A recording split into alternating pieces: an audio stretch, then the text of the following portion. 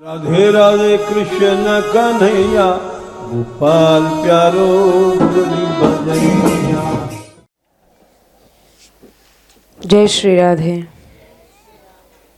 जय श्री राधे।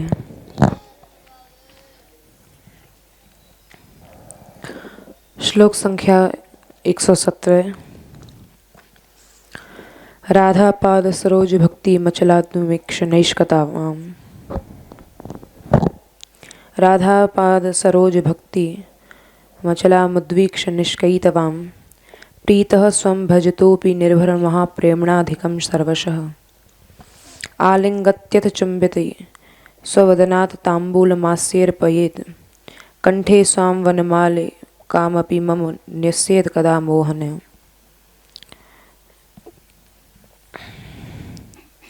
इस पद्य का मूल भाव कि श्री राधा रानी की निष्कपट सेवा की भावना ग्रंथकार की है और उस निष्कपट सेवा का जो उपहार स्वरूप है, फल स्वरूप सखी को श्री कृष्ण का आलिंगन आदि भी प्राप्त होता है। लेकिन ऐसी निष्कपट सेवा है सखी की कि उस फल की भी वह प्राप्ति की इच्छा नहीं रखती है। ग्रंथकार इस पद्य का मूल भाव श्री राधा के चरण कमलों में मेरी अचल और निष्कपट भक्ति देखकर मोहनलाल अतिशय महाप्रेम से सर्मात्म भाव से अपने भजन करने वाले से भी अधिक प्रसन्न होकर आलिंगन चुंबन करते हैं। श्याम सुंदर की कोई भक्ति करे, उनकी आराधना करे, श्री कृष्ण उतने प्रसन्न नहीं होते। यदि कोई स्वामी जी का आराधक है, सेवक है या उनका भजन करने वाला है, उसको श्याम सुंदर आलिंगन करते हैं, चुंबन करते हैं।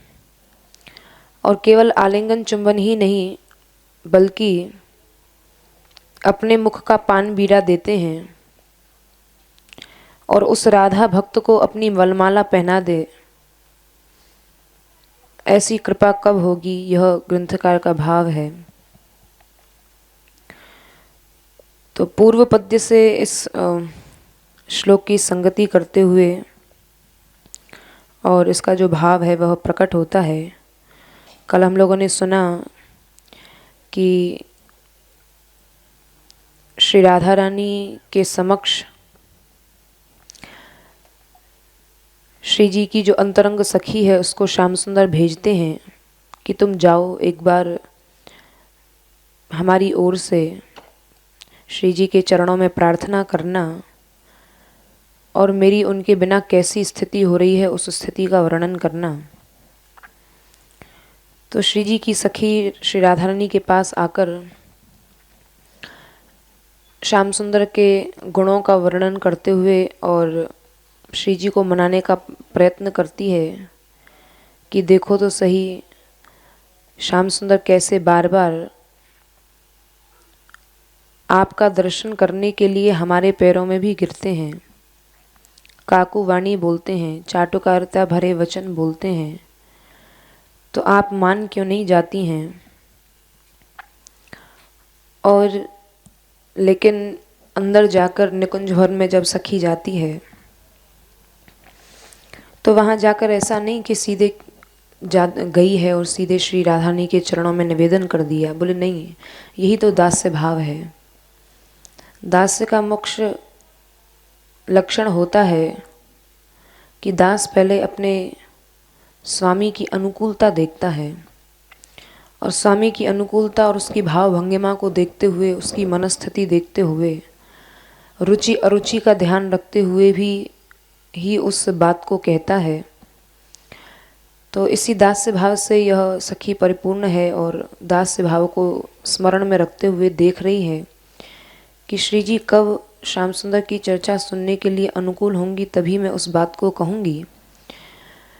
तो भले ही वो श्याम सुंदर का संदेश लेके गई है, लेकिन वहाँ पर भी श्री राधा रानी की ही अनुकूलता का दर्शन करती है, श्री जी की अनुकूलता को ही देखती है और वहाँ श्री जी से निवेदन भी करती है कि मुझे भले ही यहाँ आपकी ही सुख का मुझे स्मरण है। जो ईश, कौन ईश, जिनको कहा है कृष्णस्तु भगवान स्वयं, जो स्वयं भगवान है, मुझे उनका भी स्मरण नहीं है, मुझे तो केवल आपकी ही अनुकूलता का स्मरण है। तो ऐसा सखी ध्यान रखती है और श्री राधा रानी के प्रति ऐसा दास्य भाव, ऐसी निष्ठा देखकर रसिक शेखर उस सखी की, जो अंतरंग सखी है, उस सखी की दृढ़ निष्ठा को देखते हैं कि इसकी देखो तो सही अपनी स्वामिनी के प्रति कैसी दृढ़ निष्ठा है। निष्ठा की दृढ़ता सुनकर अपने प्रति कृपा के कारण प्रिया जी के श्री अंगों में, और वहाँ उस सखी ने ऐसा वर्णन किया है श्याम सुंदर का कि श्री जी उसके शब्दों को सुनकर मना नहीं कर पाई हैं और श्याम सुंदर के प्रति समुल्लास श्री राधा रानी के श्री अंगों में प्रकट हो गया है। तो श्री कृष्ण के प्रति जो प्रकट हुआ है समुल्लास श्री राधा रानी के श्री अंगों में, तो उस समुल्लास रूपी आसव का आस्वादन करके श्याम सुंदर बड़े प्रसन्न हुए कि देखो यह उल्लास, यह स्वरूप, यह श्री जी के दर्शन जो अत्यंत दुर्लभ थे, मैं बाहर इतनी देर से प्रतीक्षित था लेकिन इसी सखी की कृपा के कारण मुझे प्राप्त हुआ।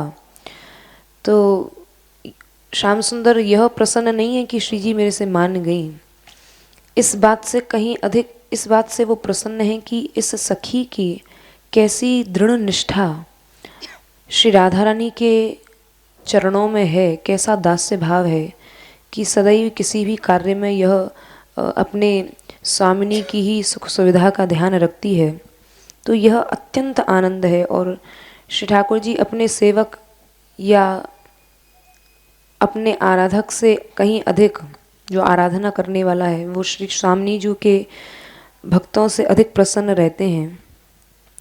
तो श्याम सुंदर ने देखा है कि श्री राधारानी के श्री अंगों में समुल्लास प्रकट हुआ है और उसमें भेद नीति के प्रयोग को जानकर अपने परम सहाय रूपी आसव का आस्वादन श्याम सुंदर ने किया है और अत्यंत हर्ष के अधीन होकर स्नेह की अधिकता से झूमने लगे। इतना स्नेह प्रकट हुआ कि श्याम सुंदर झूमने लगे और प्रियतम ने, जो अपनी प्रिय सखी है, कौन सी प्रिय सखी, वही प्रिय सखी जो श्री राधा रानी के पास जाकर श्याम सुंदर के विषय में बताती है, उस प्रिय सखी के प्रति वहीं प्रिया जी के सामने ही अभी वह सखी भी श्री श्याम सुंदर के साथ खड़ी हुई है और वहाँ श्री राधा रानी भी हैं। तो इतने प्रियतम प्रसन्न हुए कि प्रिया जी के सामने जो कृपा का उज्जृंभण, जो कृपा प्रकट हुई है श्याम सुंदर के हृदय में, उसी का स्वयं यहाँ वह अंतरंग सखी श्री जी की वर्णन कर रही है कि वह किस रूप में कृपा प्रकट हुई है श्याम सुंदर की। तो इन भावों को यहाँ इस पद्य में प्रकट किया है कि श्याम सुंदर कैसे प्रसन्न होते हैं, प्रसन्न होकर उस सखी को क्या देते हैं, अपना सर्वस्व न्यौछावर करने की सोचते हैं और सब कुछ न्यौछावर भी उस सखी के ऊपर कर देते हैं। तो इसका भाव यहाँ टीकाकार ने कहा है, इस स्वरूप का दर्शन करते हुए इसका वर्णन कर रहे हैं ग्रंथकार के मूल भाव को लेते हुए कि मोहन श्री श्याम सुंदर उस समय जो श्री राधा रानी का स्वरूप है, अभी अभी निकुंज में प्रवेश किया है, कि श्री राधा रानी के विषय में जो श्रवण किया, श्रवण और दर्शन से ऐसा सुंदर स्वरूप है श्री जी का कि चित्त श्याम सुंदर का एकदम बेभान सा हो गया है, विव्वल सा हो गया है। इसका मतलब विशेष दर्शनीय स्वरूप श्री जी का है। तो जो मोहन धर्म वाले हैं, ऐसे मोहन, जो मोहन धर्म वाले यानी जो जिनका स्वरूप मोहन का ऐसा है जो लोगों को मोहित कर लेते हैं, लेकिन आज वो मोहन धर्म वाले भी श्री राधा रानी के उस दिव्य रूप लावण्य की छटा देखकर चंपक रूप ही हो गए हैं। तो कैसे चंपक रूप हुए हैं, इसका बड़ा सुंदर टीकाकार व्याख्यान करते हैं कि राधा रानी कैसी हैं। वो राधा जो रूप में परम आराध्या हैं और संसिद्धा रूपा देवी हैं, सब सिद्धियों की वही अधिष्ठात्री देवी हैं, सब सिद्धियां उनसे ही प्रकट हुई हैं। ऐसी संशुद्धा रूपा राधा हैं और ऐसी श्री राधा रानी की ओर, ऐसी श्री राधा रानी की जो आराधना करता है और उनकी आराधना करने के लिए उनकी ओर यदि कोई चले, कि श्री जी की आराधना करने के लिए इस मार्ग पर यदि कोई चलता है तो उनके चरण कमल सार्थक हो जाते हैं और परम सुषमा मार्दव यानी मृदुता, आमोद यानी आनंद, रूप से मधु से भरे हुए मधुपति के प्राण पोषण में तत्पर रहने वालों का भक्ति सेवा करना ही अचल है।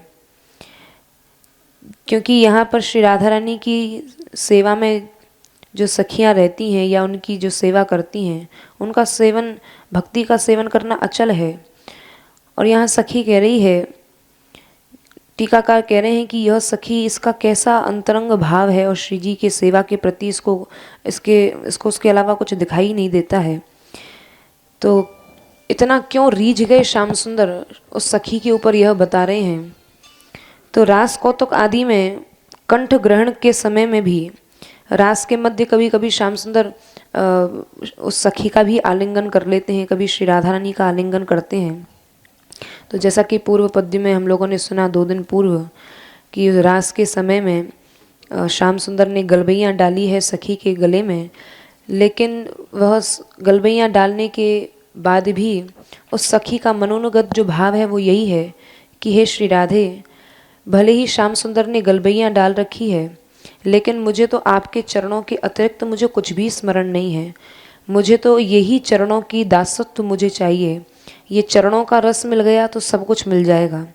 तो सखी की ऐसी भावना है कि रास कौतुक आदि में कंठ ग्रहण करते समय में भी कौतुक परायण न होने वाली, यानी उसके हृदय में श्याम सुंदर का आलिंगन मिले न मिले उससे उसको कोई प्रयोजन नहीं है। केवल श्री जी के चरणों का ही वह ध्यान रखती है। केवल अपनी स्वामिनी के चरणों में ही अपने आप को जिसने समर्पण कर दिया है, और समर्पण ही नहीं, समर्पण भी कैसे किया है, निष्कैतव अर्थात कपट रहित। यानी यह पद्य का जो मूल भाव है वो यही प्रकट करता है कि चाहे आप अभी साधक अवस्था पे हैं, चाहे आप सिद्ध अवस्था पे पहुंच चुके हैं, निष्कपटता वहाँ तक भी अनिवार्य है। अगर वहाँ पर भी कपट आया तो कपट से उस रस की प्राप्ति नहीं हो पाएगी। तो श्याम सुंदर उस सखी के ऊपर रीझे ही इसलिए कि इसने अपने आप का सब कुछ समर्पित कर दिया है। एक तो इसका विशेष समर्पण का भाव, और दूसरा निष्कैतव, उसमें कोई कपट नहीं है, और इसके अतिरिक्त फल की कोई स्प्रेहा नहीं है। क्या फल मिलेगा, क्या श्री जी मुझे उपहार स्वरूप देंगी या क्या श्याम सुंदर देंगे, यह उसके मन मस्तिष्क में ही, हृदय पटल में ही यह भाव नहीं है कि मुझे क्या उपहार मिलेगा। मैं केवल बस सेवा की भावना है, बस मैं सेवा करती जाऊं और श्री जी बस प्रसन्न रहें मेरी सेवा से। तो फल की भी उसको कोई स्प्रेहा नहीं है। तो ऐसी अहेतुकी केवल स्नेहमयी भक्ति को अधिक देखकर श्याम सुंदर कह रहे हैं, मेरे समीप में भी मन वाणी क्रिया की प्रखरता से इसको कोई संकोच नहीं है। केवल श्री जी के सुख का ही ध्यान रखती है। मेरे समीप भी यह कोई संकोच नहीं करती है कि अरे श्याम सुंदर क्या कहेंगे या मैंने इनको सूचना देने में विलंब कर दिया। किसी बात का संकोच नहीं, केवल अपनी स्वामिनी के विषय में ही उसको ज्ञान है। तो ऐसा विशेष रूप से परीक्षण करके निर्भर या निरतिशय महाप्रेम से, अर्थात पूर्ण प्रेमास्पद भाव से, सर्वात्मना भाव से भजन करते हुए अपनी सेवा में तत्पर रहने वाले जो जन हैं, चाहे जन से भी बाहर के भक्तजन और अंदर के सखी जन, इसका यही तात्पर्य है कि यदि भजन करना है, श्री ठाकुर जी को, प्रिया प्रियतम को रिझाना है, तो चाहे बाहर के भक्तजन का तात्पर्य यह है कि जो साधक जन हैं, अभी जो साधक अवस्था पर अभी श्री प्रिया प्रियतम के चरणों का रस चाहते हैं या श्री राधा रानी की भक्ति करते हैं, उनके चरणों का दासत्व चाहते हैं, तो उसमें भी सर्वात्मना भजन कहा है। चाहे वो बाहर के भक्तजन हो, चाहे वो अंदर का परिकर हो। अंदर का परिकर अर्थात सखी जन, जिनका श्याम प्रिया इत्यादि संकेत है, तो अपने विषय में पूर्ण ममता के आश्रय से भी अधिक जिस प्रकार हो उस प्रकार प्रसन्न होते हैं। यहाँ पर प्रीति के सिंधु उज्जृंभण से आप्लुप्त होकर मैं अपने आप को ही दे देता हूँ, ऐसा श्याम सुंदर कहते हैं। यदि मैं ऐसी निष्ठा श्री राधा रानी के चरणों के प्रति किसी की देख लूँ ना, तो श्याम सुंदर का यह वचन है कि मैं उज्जृंभण उल्लास से आप्लुत होकर, ऐसे नहीं कि भाई अब कहा है तो देना ही पड़ेगा, बोले नहीं, अत्यंत उल्लास के साथ मैं अपने आप को ही उसको दे दूंगा। कोई ऐसी निष्कपट भाव से और ऐसी समर्पण बुद्धि से कोई श्री जी का भजन करे, तो इसी अभिप्राय से आलिंगन भी करते हैं। तो अब यहाँ जो अंतरंग भाव है उसको टीकाकार प्रकट कर रहे हैं कि इस समय में वहाँ उस निकुंज में उस सखी की वैसी स्थिति है जिसको से कोई प्रयोजन ही नहीं है।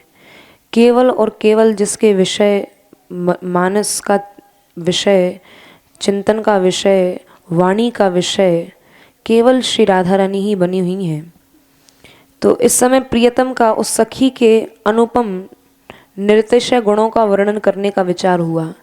ऐसे उस सखी की निष्ठा को देखकर श्याम सुंदर यहाँ अब उस सखी की स्वयं उसके गुणों का वर्णन करना चाह रहे हैं कि मैं इस सखी के गुणों का ही वर्णन कर लूँगा ना तो ही पवित्र हो जाऊँगा, क्योंकि इसको इतनी अंतरंग श्री जी की सेवा की प्राप्ति हो चुकी है कि इसके तो यश में ही अब इतनी पवित्रता है कि उस पवित्रता से मेरी भी वाणी पवित्र हो जाएगी।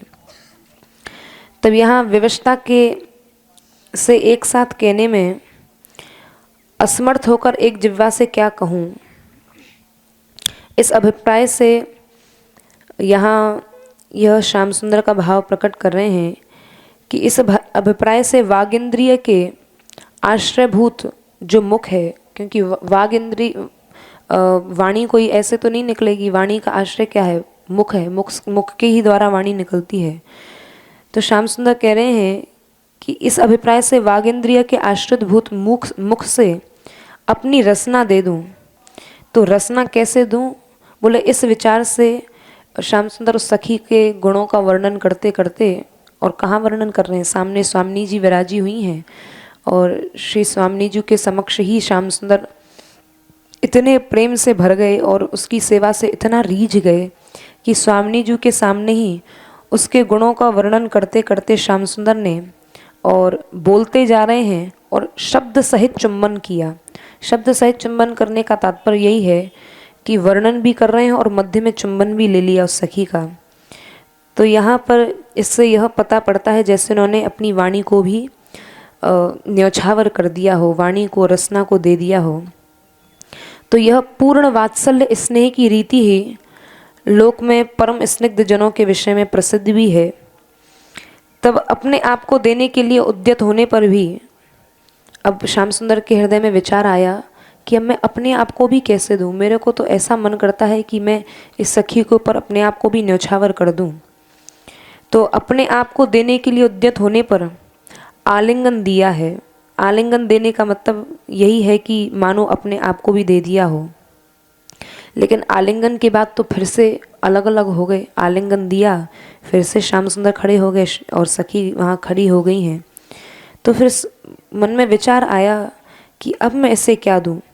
तो इस विचार से तत्काल जो वस्तु चुम्बन करते हुए अपने पास उनको ज्ञात हुई, वो चुम्बन करते हुए उनको ज्ञात हुआ कि मेरे मुख में पान बीड़ा है और मुख में लिया हुआ कुछ चबाया हुआ पान था, वही प्रियतम ने मेरे मुख में अर्पण कर दिया। फिर भी कृपा का इतना उल्लास, आज तो ऐसा कृपा बरस रही है उस सखी के ऊपर कि आज कृपा ही नहीं आ रही है, बल्कि ग्रंथकार कह रहे हैं वहाँ कृपा का उल्लास प्रकट हो रहा है। तो कृपा के उल्लास से मैं और क्या दूँ? तो यह सोचकर श्याम सुंदर ने देखा कि मेरे सबसे निकट क्या है। तो इस आशय से अपने कंठ में, उन श्याम सुंदर के कंठ में जो वनमाला लटकी हुई थी, उस वनमाला को देखकर सोच रहे हैं इसका पात्र कौन हो सकता है। इस अभिप्राय से अपनी वनमाला भी उस सखी को पहना दी। कौन सी वनमाला? जिसके कारण वे वनमाली इस नाम से प्रसिद्धि उनकी हुई है, वनमाली उनका नाम पड़ा है। क्योंकि यह माला कोई साधारण माला नहीं है। यह सखी जनों ने बड़े प्रेम के साथ और अनेक प्रकार की विचित्र रचनाओं द्वारा बनाई है। और यही माला फिर सखियों ने श्री स्वामिनी जी को धारण कराई। और स्वामिनी जी को धारण कराने के बाद प्रिया जी ने वही माला प्रसन्न होकर प्रियतम को प्रदान की थी। और प्रियतम को यह माला प्राणों से भी प्यारी है, क्योंकि यह उनके श्री राधा रानी के वक्षस्थल की कस्तूरी आदि के संग से एक विशेष गंध इसमें है और स्वयं श्री राधा रानी ने प्रसन्न होकर पहनाई है। तो इसका तात्पर्य यह है कि वह माला कितनी प्रिय होगी श्याम सुंदर को। लेकिन वह इतनी प्रिय माला जो प्राणों से भी प्यारी है श्याम सुंदर को, क्योंकि श्री राधा रानी के सदैव वक्षस्थल पर यह झूमती रहती है। तो ऐसी वनमाला को धारण किए हुए हैं, क्योंकि स्वयं भी जो प्रेम का कंकण बांधे रहते हैं, जैसे कोई विवाहिता स्त्री होती है तो वो अपने सौभाग्य के लिए उसके कुछ आभूषण होते हैं, जैसे चूड़ामणि होती है या गले में मंगलसूत्र होता है, हाथ में कंकण होता है। ये एक जो सुहागिन स्त्री होती है, सौभाग्यवती स्त्री होती है, उसके सौभाग्य के ये चिन्ह होते हैं।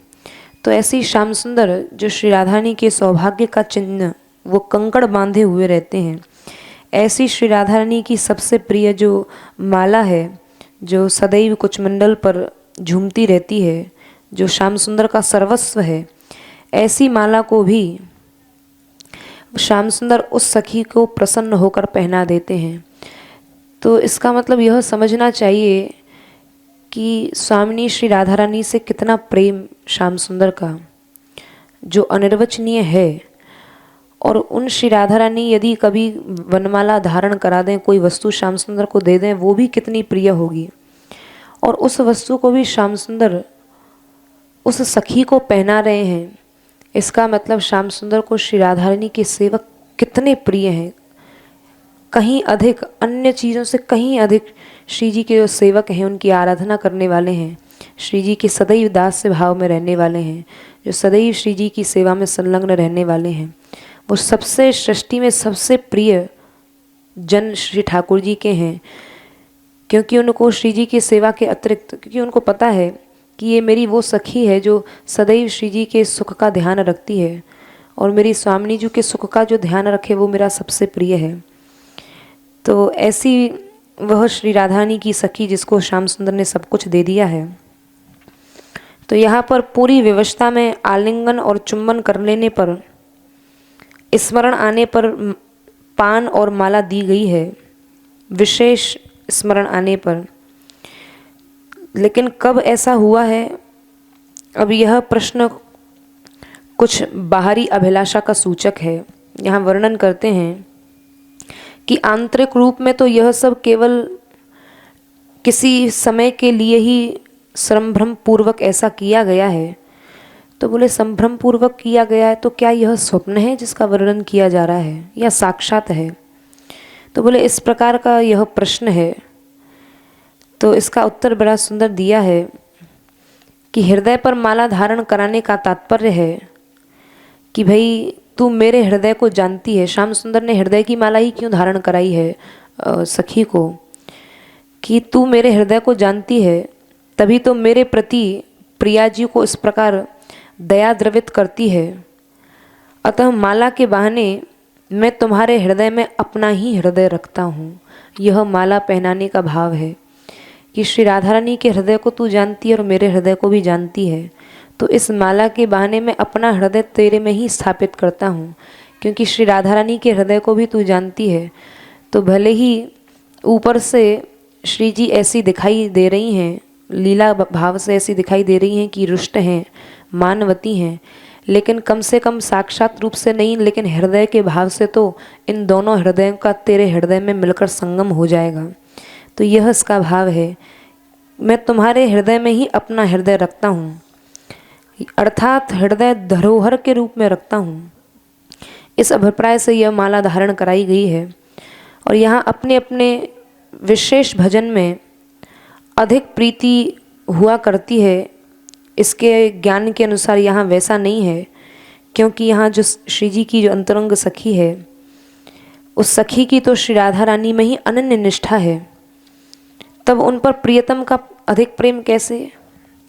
ऐसा संदेह करने के संशय की निवृत्ति के लिए यहाँ अधिक शब्द से कर दी गई है। और जो लोग श्री कृष्ण के भजन द्वारा उनके द्वारा किए गए प्रेम को अति दुर्लभ मानते हैं कि भाई हम तो कृष्ण का भजन करते हैं और कृष्ण के भजन के द्वारा प्रेम अति दुर्लभ है, मतलब श्री जी का प्रेम कैसे मिलेगा, तो वह श्री कृष्ण द्वारा किया गया प्रेम यहाँ श्री राधा रानी के श्री चरणों के दास्य भाव की निष्ठा में आनुषंगिक रूप से ही प्राप्त हो जाएगा। बोले श्री ठाकुर जी में प्रेम किया है, तो श्री ठाकुर जी का प्रेम कहाँ है? उनका प्रेम है कि श्री राधा रानी का दास्य भाव प्राप्त हो। बोले यदि श्री ठाकुर जी में भी प्रेम किया ना, तो वो आनुषंगिक रूप से, जैसे आनुषंगिक रूप से उसको कहते हैं सहचारी रूप से ही प्राप्त हो जाएगा, क्योंकि सदैव श्याम सुंदर भी श्री राधा रानी का दासत्व ही चाहते हैं। तो धीरे धीरे उनका भी भजन करने वालों को श्री राधा रानी का दास्य भाव आनुषंगिक रूप से ही प्राप्त हो जाया करता है। और श्री मोहन के द्वारा किए गए वैसे प्रेम से श्री उस सखी के हृदय में कोई आश्चर्य नहीं हुआ, क्योंकि जैसे खजाने में जैसे कोई कोयला ढूंढने जाता है, तो कोयला जो है उसको ढूंढना नहीं पड़ता है, ढूंढना तो उसमें हीरे को पड़ता है, लेकिन वह भी प्राप्त हो जाता है। एक चीज़ के साथ अनेक चीज़ें प्राप्त हो जाती हैं। या फिर समुद्र में एक चीज़ नहीं है, कई चीज़ें हैं। वहाँ कोई मोती भी ढूंढने जाएगा तो वहाँ के जलचर जीव जंतु आदि भी वहाँ होंगे, वो अपने आप ही वहाँ सब प्रकार के जीव जंतु रहते हैं। तो ऐसे ही जो श्री राधारानी श्याम सुंदर के सेवा करने वाले हैं, उनको श्री राधा रानी का जो दासत्व है, दास भाव है, वो अनायास ही प्राप्त हो जाता है। ये श्री जी की विशेष कृपा है, क्योंकि श्री जी उन जनों पर अधिक प्रेम करती हैं जो श्याम सुंदर का भजन करते हैं, और श्याम सुंदर उन जनों से अधिक प्रेम करते हैं जो श्री जी का भजन करते हैं। तो इसलिए वहाँ उस सखी के हृदय में कोई आश्चर्य नहीं हुआ। बोले ये तो श्री जी के दासत्व की महिमा है, ये तो दास भाव मेरे पास है, इसलिए श्याम सुंदर मुझे ये सब प्रदान कर रहे हैं, ये उनका विशेष स्नेह मुझे मिल रहा है, यह कोई आश्चर्य नहीं है। इसमें तो मूल में श्री जी की ही कृपा है, और वह कृपा प्राप्त हो रही है सखी को, जो औरों के लिए मन और वाणी से परे रहने वाला वह कृपा फल है। तो यहाँ पर यह वर्णन कर रहे हैं कि भैया अब यहाँ बताइए कि यह स्वप्न थोड़ा ही है। ऐसी सखी जिसका प्रस्तुत दास्य, जिसके दास्य का यहाँ वर्णन किया जा रहा है इस पद्य में, जिसका दास्य ही उत्सव है, और उत्सव की अभिलाषा से जीने वाले रसिक भावकों को, जो सदैव इस उत्सव में जीते हैं सदैव, और जिनको किस बात का अभिमान है, हम हैं राधे जू के बल अभिमानी, टेढ़े रहत मोहन रसियासों बोलत अटपटी वाणी। यह दास भाव जिनके हृदय में है, और इस उत्सव की अभिलाषा से जीने वाले जो रसिक भावुक हैं, जो पूर्व में जो कहे गए हैं धर्म, देवता, ब्रह्मा, शंकर और प्रियतम आदि की भी साधना को जिनको अवकाश नहीं मिलता है, यहाँ पूर्णतया राधा रस में ही निमग्न हैं। तो अतः इनकी स्थिति तो भैया अतर्क है, इसमें तर्क नहीं करना चाहिए कि बताइए इन्होंने वैदिक धर्मों के भी मर्यादाओं को तोड़ दिया, ब्रह्मा शंकर बड़े बड़े देवताओं को भी नहीं चाहा, यहाँ तक कि वह सखी इसीलिए श्याम सुंदर मिले न मिले इसकी भी आशा नहीं रखती है। तो बोले ये तर्क करने का विषय नहीं है। तो इस प्रकार प्रियतम की कृपा, उनके प्रसाद को उत्कोच कहते हैं रिश्वत की भांति लेकर आप अवश्य लीजिए, यह तो मेरी सहायता करने का फल है। तो इस प्रकार का कटाक्ष करके श्री जी की वह जो हित सखी वह सखी हैं वो वहीं पर ठहरी रहीं और बाहर निकल कर गई हैं कि अब दोनों प्रिया प्रियतम का मिलन होना चाहिए। तब इधर एकांत में विहार प्रारंभ हुआ है प्रिया प्रियतम का, और प्रिया जी के प्रसाद उनकी कृपा की अनुकूलता तो पहले ही कही गई है। अब अपनी कृपा पात्र सखी के प्रति अपने अंतरंग जो रूप है दोनों ओर रहते हुए प्रिया जी में जो जो एकांत वृत्तांत कहा गया है उसको देखकर कहते हैं कि अब वह सखी जिसको अंतरंग लीला में प्रवेश है अब दोनों के स्वरूप को देखकर वहाँ निकुंज द्वार पर बैठ गई है और निकुंज द्वार पर बैठकर प्रियतम के दोनों के गुणों का वहाँ वह सखी गान कर रही है। जय श्री राधे। श्री राधा मान बिहारी लाल श्री श्री बाबा महाराज के श्री चरणों में प्रणाम। श्लोक संख्या 118। लावण्यम परमाद्भुतम रतिकला चातुर्यमत्यद्भुतम कांति कापि महाद्भुता वरतनोर्लीला गतिश्चाद्भुता दृग्भंगी पुनरद्भुताद्भुततमा यस्याः स्मितं चाद्भुतं सा राधाद्भुतमूर्तिरद्भुतरसं दास्यं कदा दास्यति। श्री राधा रानी के जो परम प्रेम रसमयी श्री राधा रानी हैं उनके दास्य की आकांक्षा इस श्लोक में ग्रंथकार कर रहे हैं। वो परम प्रेम और रसमयी श्री राधा रानी का जो स्वरूप है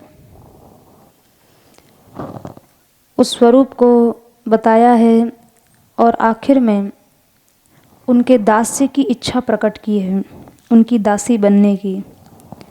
कैसे श्री राधा हैं जिनका लावण्य परम अद्भुत है, रति कला की चतुरता अति अद्भुत है,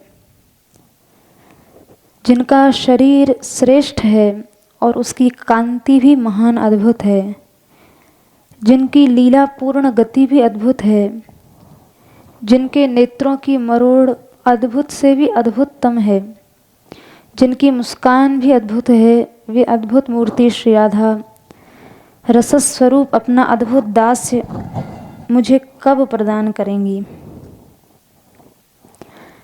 श्री राधा रानी को प्रारंभ में उनके अंगों के लावण्य को अद्भुत कहा है। ये लावण्य अंगों की एक प्रकार की निर्मलता है, जो निर्मलता मोती में उसकी चमक के रूप में दिखाई पड़ती है।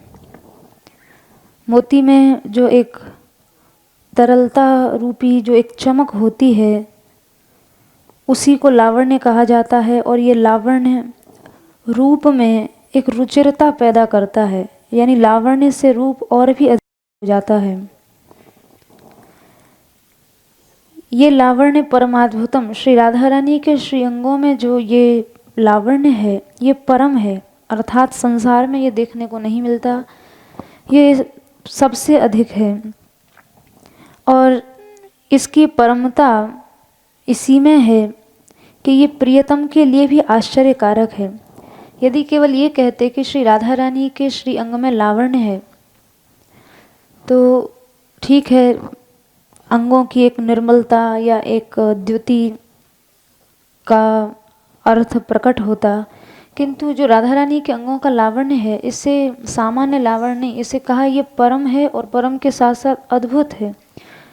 परम अद्भुत होने का यहाँ ये तात्पर्य है कि श्री राधा रानी के अंगों के इस लावण्य को जब स्वयं श्याम सुंदर भी देखते हैं तो उनको भी यह आश्चर्य में डाल देने वाला है, प्रियतम के लिए भी परम आश्चर्यकारी है। इस श्लोक में बहुत सी जगह अद्भुत शब्द और अति शब्द और कहीं परम शब्द का प्रयोग ग्रंथकार ने किया है, और जहाँ जहाँ भी कहीं उनके लावण्य को तो कहीं उनकी कला की चतुरता को तो कहीं उनके अंग की कांति को कहीं अद्भुत कहा है, कहीं परम कहा है, कहीं श्रेष्ठ कहा है, कहीं अति अद्भुत कहा है। तो ये सब इसीलिए कहा है ग्रंथकार ने क्योंकि श्री राधा रानी की ये सब, चाहे वो लावण्य है, रति कला की चतुरता है, ये सब श्याम सुंदर को भी आश्चर्य में डाल देने वाला है। इसीलिए कहीं अति और कहीं परम शब्द का प्रयोग अद्भुत के साथ किया है। और केवल प्रियतम को ही नहीं बल्कि स्वयं श्री राधा रानी को भी उनके स्वरूप का लावण्य आश्चर्य में डाल देने वाला है। जैसा कि श्रीमद्भागवत जी का प्रसिद्ध प्रसंग है, विस्मापनम स्वस्य च सौभगर्धेः परम पदम भूषण भूषणांगम। श्याम सुंदर ने जब अपने स्वरूप को देखा है, बाल लीला में वर्णन मिलता है, मणिमय जो स्तंभ हैं और उन मणिमय स्तंभों में जब श्याम सुंदर ने अपने प्रतिबिंब को देखा है तो वहाँ उनका जो प्रतिबिंब है वो उनको स्वयं को भी आश्चर्य में डाल देने वाला है। और यही नहीं, उनकी जो सौभाग्य समृद्धि है उसे श्याम सुंदर जब स्वयं देखते हैं तो स्वयं आश्चर्यचकित हो जाते हैं, क्योंकि उनके ऐसे श्री अंग हैं जो परम पदम भूषण भूषणांगम, जहाँ श्री अंग भूषण के लिए भी भूषण बन गए हैं। संसार में तो भूषण अंगों को सजाने के लिए पहना जाता है, किंतु श्याम सुंदर जिन भूषणों को धारण करते हैं उन भूषणों की शोभा उनके अंगों से बढ़ जाती है, एकदम विपरीत है। तो जैसा कि भागवत जी में श्री ठाकुर जी के लिए वर्णन मिला है कि जिनके अंगों से भूषण भी भूषित हो जाते हैं, भूषणों की शोभा भी बढ़ जाती है, इसी तरह श्री राधा रानी के विषय में भी प्राप्त होता है। तत्रापि शंकते कांतादहो रूपम अहो छविः पतंति प्रतिबिंबाघ्रौ राधा वीक्ष च तन्नतिम शीलं प्रशंसति साक्षाद्वैत द्वैतयुक्त्या प्रबोधिता हसिता विस्मिता व्यान्नः कलावत्यपि मोहिताति। श्री राधा रानी जैसे ही उन्होंने अपना प्रतिबिंब देखा है तो अपनी सुंदरता को देखकर, जो सुंदरता बिंब में है स्वाभाविक सी बात है वही सब प्रतिबिंब में दिखाई पड़ेगी। तो श्री राधा रानी ने एक दिन जब अपने प्रतिबिंब को देखा तो प्रतिबिंब की सुंदरता को देखकर श्री राधा रानी विस्मित सी रह गईं, आश्चर्य में पड़ गईं और उस सौंदर्य को देखकर अपने ही प्रतिबिंब के चरणों में पड़ने लगीं कि ये सुंदरी पता नहीं कौन है, ऐसा सौंदर्य तो हमने आज तक नहीं देखा। तो जब अपने प्रतिबिंब को प्रणाम करने लगी तो स्वाभाविक सी बात है, जो बिंब करेगा वही प्रतिबिंब में दिखाई पड़ेगा। तो जब चरणों में गिरने लगी तो प्रतिबिंब ने भी उनको नमस्कार किया। तो ये देखकर श्री राधा रानी मुग्धा हो गई हैं और उस प्रतिबिंब सुंदरी की प्रशंसा करती हैं। तो एक चतुर सखी आकर श्री राधा रानी की ओर देख रही है। श्री राधा रानी कितनी भोली भाली हैं, अपने ही प्रतिबिंब की सुंदरता से मोहित होकर उसी अपने प्रतिबिंब के ही चरणों में गिर रही हैं। तो सखी ने युक्ति पूर्वक बिंब की अद्वैतता समझा दी। वहाँ ऐसी कोई लीला की श्री राधा रानी को बताया, हे स्वामिनी जी, ये प्रतिबिंब आपसे अलग नहीं है, बिंब से प्रतिबिंब अलग नहीं हो सकता, ये आपका ही प्रतिबिंब है। तो मानो श्री जी ने पूछा, मैं कैसे मानूं? तो श्री राधा रानी के गले में मानो माला धारण करा के, आपके देखिए बिंब में माला पड़ गई तो प्रतिबिंब में स्वतः आ जाएगी। तो इस तरह से युक्ति पूर्वक बिंब की प्रतिबिंब से वो अद्वैतता समझाई सखी ने कि बिंब से प्रतिबिंब जो है वो सर्वथा अभिन्न है, अलग नहीं हो सकता है। तो श्री राधा रानी हंस गई और उस समय जो श्री राधा रानी का हास प्रकट हुआ है, तो ऐसी वे श्री राधा हमारी रक्षा करें, ये भाव टीकाकार ने यहाँ दिया है। तो ऐसी श्री राधा रानी है, ऐसा उनका सौंदर्य है, ये परम इसलिए है, परम अद्भुत इसलिए है क्योंकि ये स्वयं उनको स्वयं को भी, संसार को मोहित करे वो तो सामान्य बात है, प्रियतम को भी मोहित कर देने वाला है। और इतना ही नहीं, स्वयं श्री राधा रानी को भी उनका लावण्य मोहित कर देने वाला है। तो इस तरह से लावण्य आदि जो गुण उन श्री राधा रानी के हैं वो निश्चित रूप से परम अद्भुत ही सिद्ध होते हैं। और उनके लिए जो जो कहा जाए, परम अद्भुत कहा जाए या अति अद्भुत कहा जाए, ये सब ऐसा लगता है जैसे बहुत कम ही कहा गया है। जैसे कहा जाए कि अमुक व्यक्ति भागते हुए अमुक का अतिक्रमण कर रहा है, यानी वो भागते हुए दूसरों का अतिक्रमण कर रहा है। अब जिसका अतिक्रमण भागने वाला कर रहा है, ये स्पष्ट हो रहा है कि उससे तो वह तेज चल ही रहा है। उसी तरह से यहाँ प्रिया जी का जो लावण्य है वो अद्भुत तो है ही, किंतु परम कहने से ये तात्पर्य है कि आज जो इस सखी को लावण्य दिखाई दे रहा है वो पहले से भी ज़्यादा अद्भुत है। क्योंकि पूर्व पद्य में श्लोक संख्या 116 में जो वर्णन आया था कि श्री राधा रानी के हृदय में उल्लास हुआ, तो तो यहाँ श्री राधा रानी के हृदय में और भी अधिक उल्लास हुआ है। पूर्व में जो उल्लास हुआ उसकी अपेक्षा यहाँ और भी अधिक उल्लास हुआ है। पूर्व में जो लावण्य देखा गया है उसके प्रति उसकी अपेक्षा यहाँ और अधिक लावण्य श्री राधा रानी का दिखाई दे रहा है। तो जब श्री राधा रानी के हृदय में पूर्व से अधिक, पहले से अधिक उल्लास हुआ, यानी पूर्व से अधिक एक प्रसन्नता हुई है, तो हर्षवश लावण्य के उस सिंधु में एक उभार आ गया, यानी वो लावण्य का जो समुद्र था वो उमड़ पड़ा।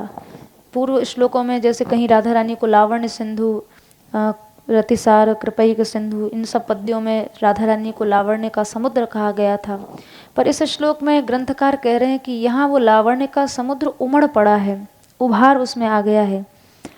कैसे आया? प्रियतम के समागम से आया। प्रियतम के समागम में निर्मल और उज्जवल पुष्पराग मणि जैसे श्री प्रिया जी के अंग प्रियतम के अंग में प्रतिबिंबित हुए। श्री प्रिया जी के जो अंग हैं, श्री राधा रानी ने आज अपना प्रतिबिंब देखा। कहाँ देखा? प्रियतम के शरीर में देखा। प्रियतम सामने बैठे हैं, विलास चल रहा है, और प्रियतम के सुंदर श्री अंग में राधा रानी को अपना प्रतिबिंब दिखाई पड़ा, उनको अपने अंग प्रतिबिंबित दिखाई दिए।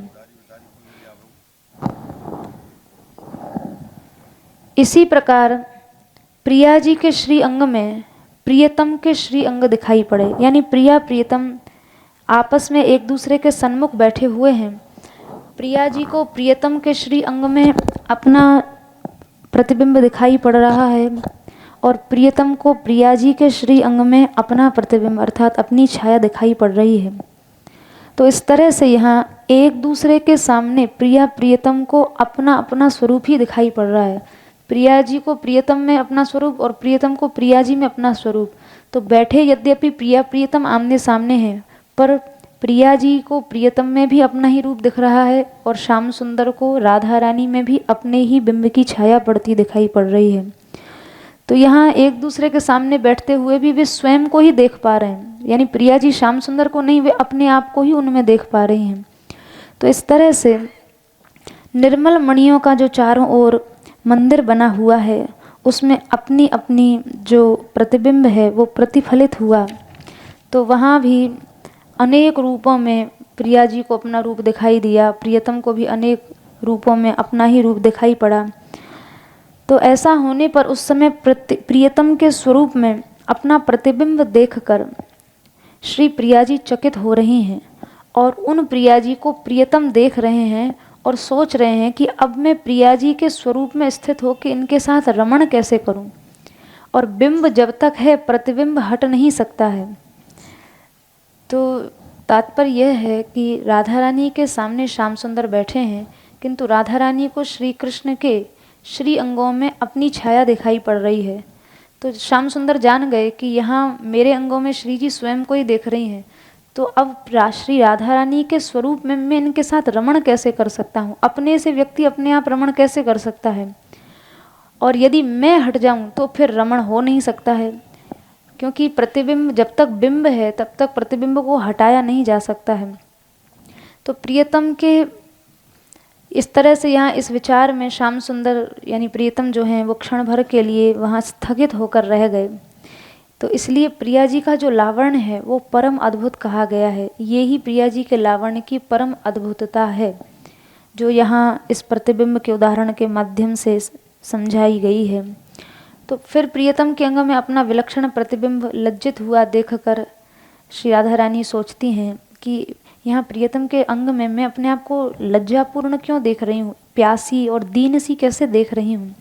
तो राधा रानी का ये स्वरूप ठीक नहीं है। तो इस विचार से श्री राधा रानी ने अपने दूसरे रूप का अधिक्षेप किया।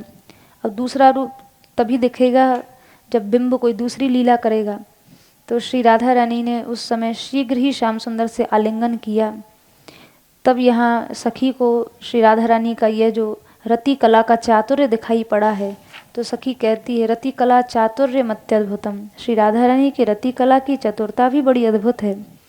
रति स्वयं में एक बड़ी प्रसिद्ध कला है जो चतुराई के बिना हो नहीं सकती है, जैसा कि भरत और वात्स्यायन आदि मुनियों ने भी अपने अपने ग्रंथों में रति कोशों में इन रतियों का वर्णन किया है, जिसमें मत्स्य, कच्छप, गरुण पर्वत, तिलतंडुद्य आदि अनेक बंधों का वर्णन मिलता है। और तत्त बंधों में श्री राधा रानी जो हैं वो परम कुशल हैं, परम चतुर हैं। गौर तेज की ये रति कला क्या है? गौर तेज की छटा श्याम तेज से मिलकर यहाँ विराजमान है। किसी क्षण गौर तेज ऊपर होता है, किसी क्षण श्याम तेज, और किसी क्षण श्याम तेज ऊपर होता है तो किसी क्षण गौर तेज।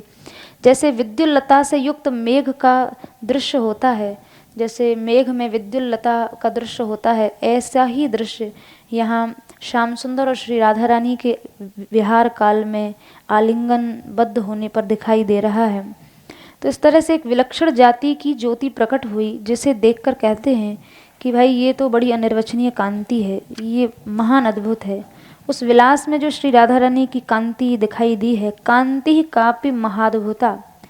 ग्रंथकार कह रहे हैं ये कांति जो है ये कापि से तात्पर्य अनिर्वचनीय है, और बस इसके विषय में मैं इतना ही कह सकता हूँ कि ये महा अद्भुत है। अद्भुत तो सदा ही है, किंतु आज ये कांति महा अद्भुत हो गई। कापि से तात्पर्य इसकी अनिर्वचनीयता सिद्ध होती है, अर्थात ये किसी अनिर्वचनीय रस की सूचक है। यहाँ प्रिया प्रियतम परस्पर में जिस रस का आस्वादन कर और करा रहे हैं, उस अनिर्वचनीय रस की सूचक, इस अनिर्वचनीय रस को ये कांति बतला रही है। इसीलिए यहाँ आवेश से प्रिया जी के द्वारा वीर पुरुष की सी चेष्टा करने के कारण यहाँ यह अनिर्वचनीय हो गई। यहाँ प्रिया जी ने इस विलास में पुरुषों जैसी वीरता श्याम सुंदर के प्रति दिखाई है, इसलिए भी ये कांति अनिर्वचनीय हो गई है, यानी इसके विषय में कुछ कहा नहीं जा सकता है। और प्रस्तुत पद्य में श्री राधा रानी को वरतनु कहकर संबोधित किया है, और वरतनु कहने का यही अभिप्राय है कि वर नव किशोर पति के समान जिनका शरीर है। यहाँ श्याम सुंदर तो नायक हैं ही, पर यहाँ राधा रानी का आवेश भी इस रति कला में नायक जैसा देखा गया है। इसीलिए इस लीला और इस लीला की गति भी प्रस्तुत प्रसंग में बड़ी अद्भुत है। वर तनोर लीला गतिश्चाद्भुता, श्री जी की यह लीला और यह गति बड़ी ही अद्भुत कही है। अद्भुत होने के साथ साथ ये परम सुंदर है, आश्चर्यजनक है। लीला का अर्थ है यहाँ राधा रानी प्रियतम का अनुकरण कर रही हैं, अर्थात वैसे तो श्री जी का जो स्वभाव है वो सर्वदा अपना थोड़ा सा प्रतिकूल स्वभाव श्री राधा रानी दिखाती हैं। श्याम सुंदर अभिलषित रहते हैं, उस रस के लिए इच्छुक रहते हैं, और श्री राधा रानी जो है उस रस के दान में थोड़ा सा इनकार सा दिखाती हैं। किंतु यहाँ गति बड़ी विलक्षण हो गई, आश्चर्यजनक हो गई, क्योंकि यहाँ श्री जी प्रियतम का अनुकरण करने लगी। जैसा जैसा प्रियतम चाहते थे वही वही करने लगी। इसलिए इस गति को, लीला की इस गति को बहुत अद्भुत कहा है। फिर दृग्भंगी पुनरद्भुताद्भुततमा, श्री राधा रानी की दृग्भंगी दृष्टि के प्रति यहाँ विशेष विशेषण दिया है। इसे अद्भुत नहीं अद्भुततम कहा है। विहार काल में प्रियतम की चंचलता देखकर श्री राधा रानी की दृग्भंगी, नेत्र टेढ़े हो गए। वह दृग्भंगी बड़ी अद्भुत है। तो प्रियतम पुनः कोई धूर्तता प्रकट करते हैं तो प्रिया जी पुनः भ्रकुटी तान लेती हैं, तो इस समय ये भ्रकुटी अद्भुत तरह हो जाती है। फिर प्रिया जी को अपना प्रियतम के प्रति मोह याद आ जाता है कि अरे मैं प्रियतम के प्रति बार बार ऐसे टेढ़ी दृष्टि से क्यों देख रही हूँ, मैं ऐसा इनके प्रति क्यों व्यवहार कर रही हूँ। तो श्री जी याद करती हैं कि मेरे इस मोह का मूल भी तो प्रियतम ही है। तो क्षुब्ध होकर कहती हैं, हे प्रियतम, आप कामदेव के इस विषमय आसव को क्यों धारण किए रहते हो और मुझ जैसी नायिका को भी मोहित कर लेते हो। आपके अधरोष्ठ आदि अंगों में महाविप्रतिकारिता है, अर्थात महाविप्रतिकारिता से तात्पर्य है एकदम प्रकृति के प्रतिकूल बना देने की क्षमता है आपके अंदर। अर्थात मेरा स्वभाव है आपके प्रति थोड़ा सा प्रतिकूलता दिखाना, पर वो एकदम बदल जाता है और मैं यहाँ सहसा तुम्हारे अनुकूल हो जाती हूँ। जैसा तुम चाहते हो वैसा ही मैं भी चाहने लगती हूँ, और जैसा तुम करते हो वैसा ही मैं भी करने लगती हूँ। इस अभिप्राय से राधा रानी ने फिर से अपनी भ्रूभंगी अर्थात भ्रकुटी चढ़ा ली। तो अब जब ये इस बार जो भ्रकुटी चढ़ाई है तो ये अद्भुत तमा थी।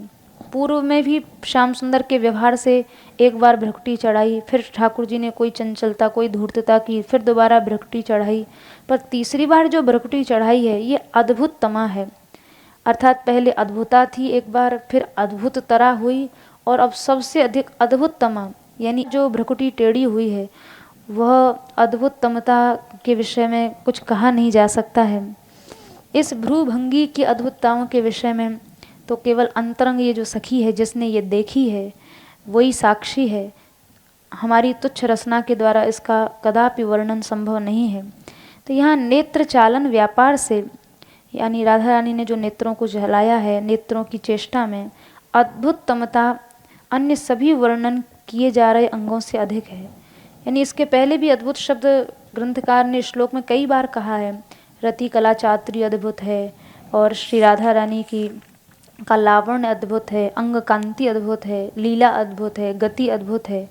पर यहाँ दृग्भंगी में यानी नेत्रों के व्यापार में अद्भुततम जो शब्द का प्रयोग किया है ये अन्य अंगों की अपेक्षा यहाँ कुछ अद्भुतता सखी को विशेष रूप में दिखाई पड़ी है। ये स्पष्ट होता है क्योंकि यहाँ राधा रानी रति काल में बहुत से भाव ऐसे होते हैं जो मुख से अगर कहे जाएं तो वो कुछ कर्कश प्रतीत होते हैं। तो बहुत सी जगह मुख से सब बातें नहीं बोली जाती हैं, इसलिए यहाँ श्री राधा रानी ने अपनी भ्रकुटी टेढ़ी करके ही जो आंतरिक अभिप्राय है वो श्याम सुंदर को समझा दिया है। और वो नेत्रों की चेष्टा जिसको यहाँ परम अद्भुततम ग्रंथकार ने कहा है। और इसके बाद प्रियतम के प्रति राधा रानी ने जो दोषारोप किया था कि देखो तुम्हारे अधरोष्ठ ऐसे हैं और तुम्हारे श्रीअंग ऐसे हैं कि मैं भी अपनी प्रकृति को छोड़ देती हूँ, मेरा स्वभाव भी वो छोड़ा देते हैं। तो यहाँ श्री राधा रानी ने प्रियतम के प्रति जो दोषारोप किया था उस दोषारोपण को सुनकर श्याम सुंदर को हंसी आ गई, और श्याम सुंदर के हास को देखकर श्री राधा रानी का भी मंद स्मित प्रकट हुआ। जो मंद मंद मुस्कान है वो मुख पर प्रकट हुई, और वो मुस्कान फिर सखी ने देखी है। और पुनः सखी कहती है यस्या स्मितम चाद्भुतम। देखो तो सही, इन श्री राधा रानी की मुस्कान भी अद्भुत है, विलक्षण है। यस्या स्मितम चाद्भुतम। इस प्रकार विहार में सभी अंगों के लावण्य और रति कला के चातुर्य तथा राधा रानी की कांति, उनकी लीला, उनकी गति, नेत्रों की चेष्टा, श्री राधा रानी की मुस्कान, इन सब में सखी को एक अद्भुतता का दर्शन हुआ है। और इसीलिए आखिर में ये सखी कहती है कि सा राधाद्भुत मूर्ति अद्भुत रसम।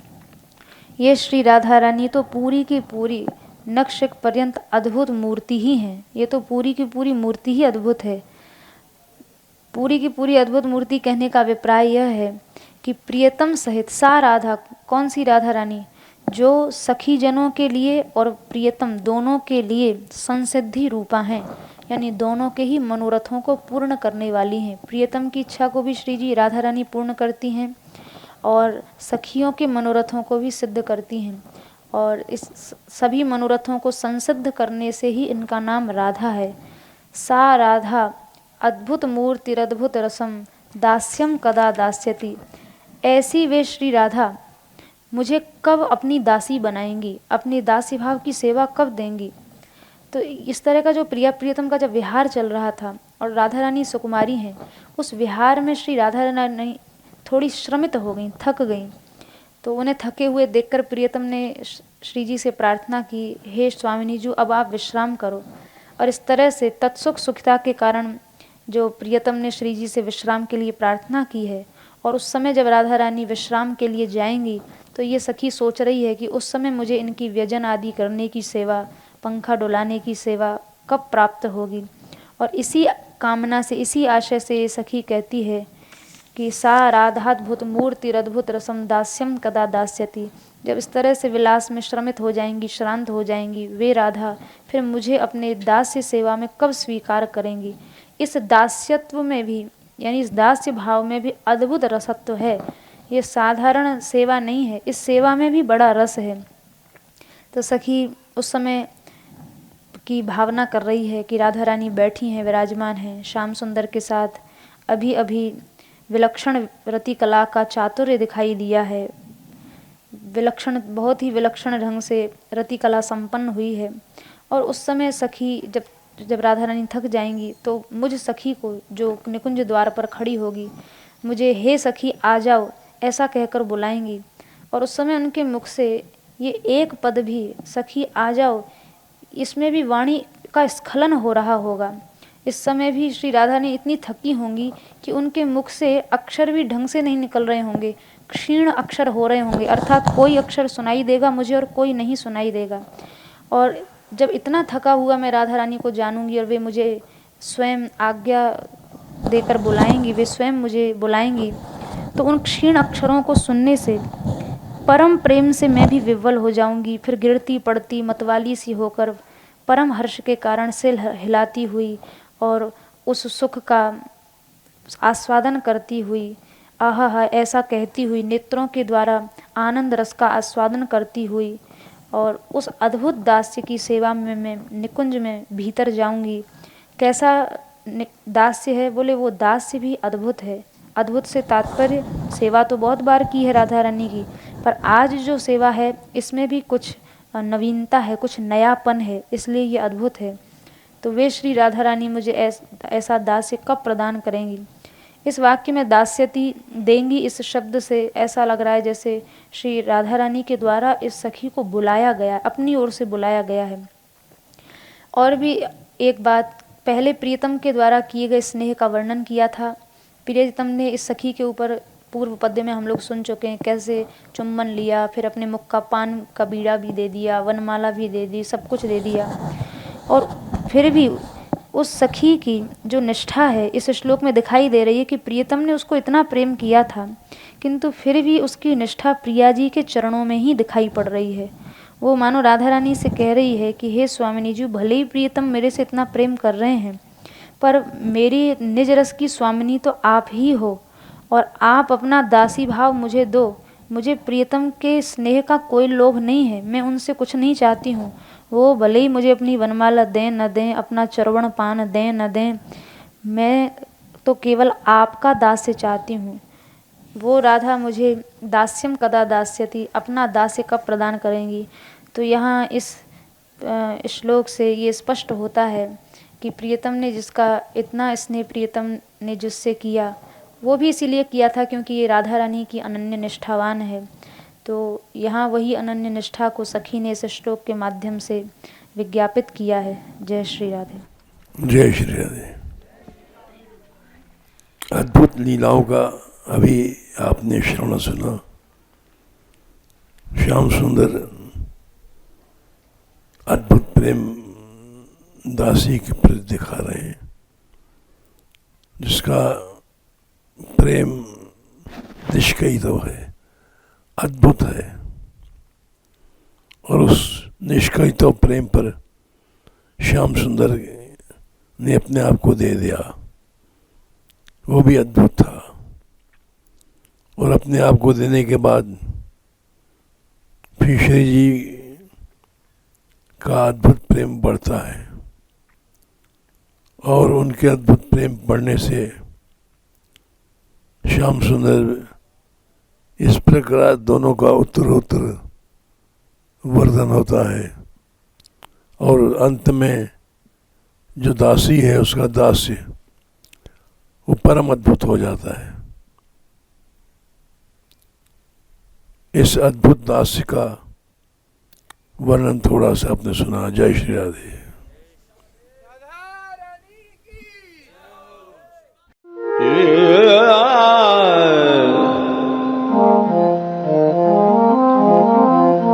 Yeah.